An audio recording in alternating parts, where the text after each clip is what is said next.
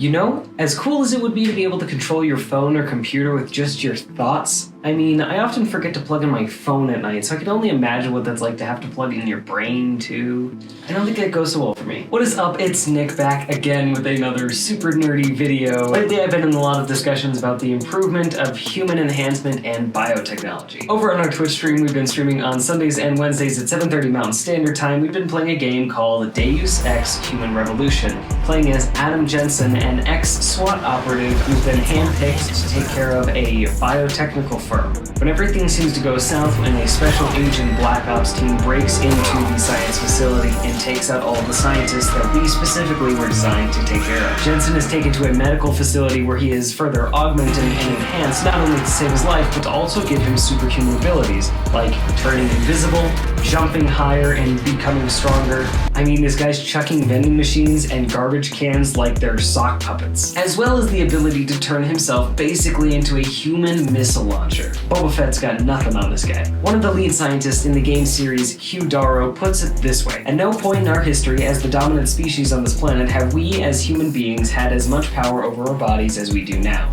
Someone born blind, someone whose legs are claimed by some tragedy, someone who once could hear but now cannot. We can offer hope to them. On the topic of human augmentation and human enhancement, we're going to break it down into three specific categories. The first one being replicating human ability, the second one supplementing human ability, and the third one exceeding human ability. The first one can be defined as any sort of enhancement that enables a person to do something that people are already enabled to do. Examples of this may include a prosthetic arm or leg, hearing aids, cochlear implants, as well as several emerging technologies coming out now. A company called eSight is currently working on an apparatus that sits on the face, allowing those who are legally blind the ability to see again. And when I say legally blind, we're talking people who have a vision spec of 20/1400. This technology projects the image from them and corrects it so that they can see their surroundings. Another modern technology we see is an electrode attachment that attaches to the outside of the brain, which is helping persons with Parkinson's tremors. The electrode stimulating the brain at specific times during the day in order to negate the effects of Parkinson's tremors. Another new tech in development is called bioprinting, which is essentially a 3D printing model, except instead of using plastics and different materials,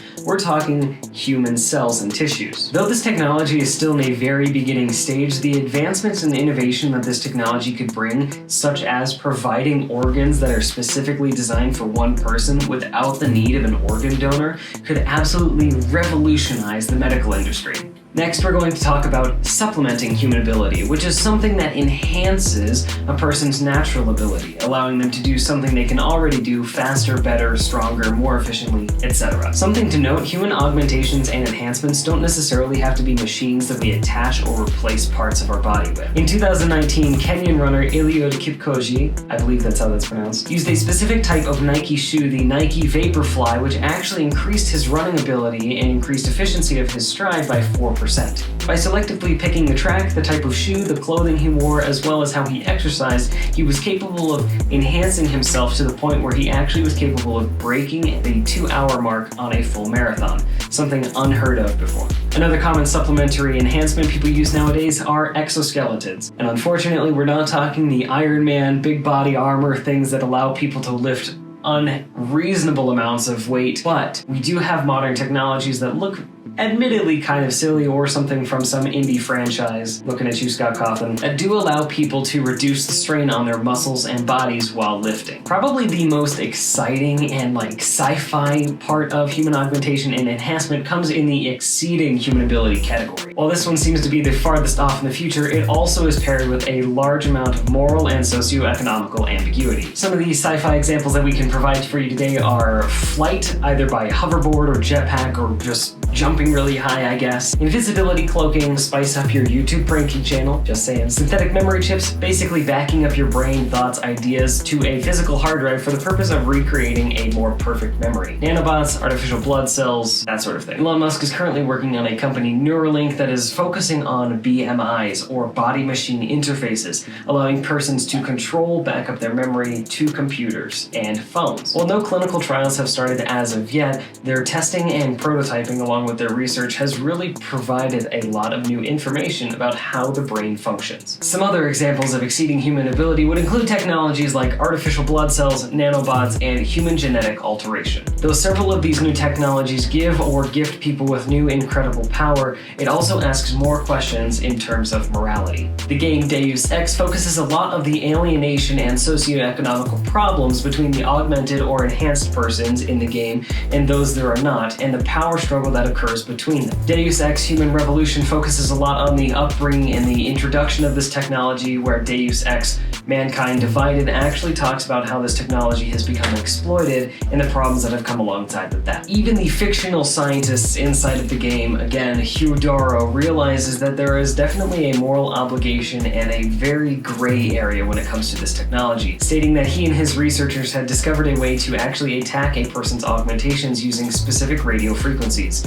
leading the augmented person to either become severely injured or even death. In the real world, however, Thomas Douglas published an article to the Cambridge University Press in 2014 stating that biotechnical enhancements, namely BMIs or body-machine interfaces, posed far too many dangers, and the potential risk and harm for integrating machines into a person's body vastly outweighed the benefits. If enhancements in biotechnology become a widespread commodity, does that mean that unenhanced persons become ostracized? Would wealthy people be the only ones who have access to these technologies, or would it be something that would be publicly available? What does that do to the income gap if wealthier people are capable of working harder, longer, faster, and more efficiently without rest? I think one of the most important questions we have to ask, though, is if humans begin combating mortality, whether that's by preventing diseases permanently or just ultimately extending the human lifespan, what does that do to a person's psyche, as well as the entire world economically and socially,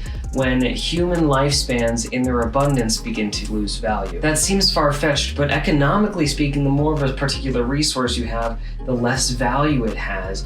So would that translate to human life? With that, how do we decide when enough is enough when it comes to human enhancement and augmentation?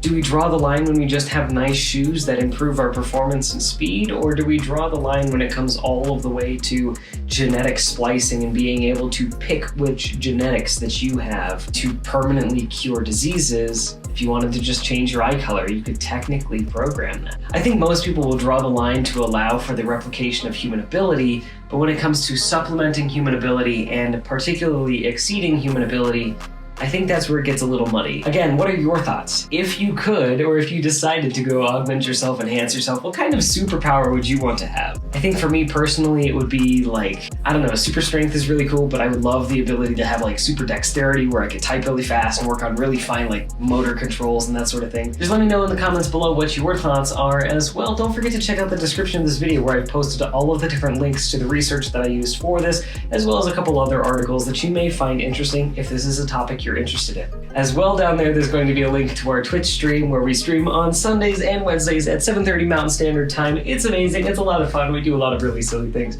You can click right here to go check out another video that we just did recently. Again, Twitch live stream, a ton of fun. Or you can click down here as a video YouTube suggests and thinks that you will like the best. Hope you have a great day, and I will look forward to seeing you next time.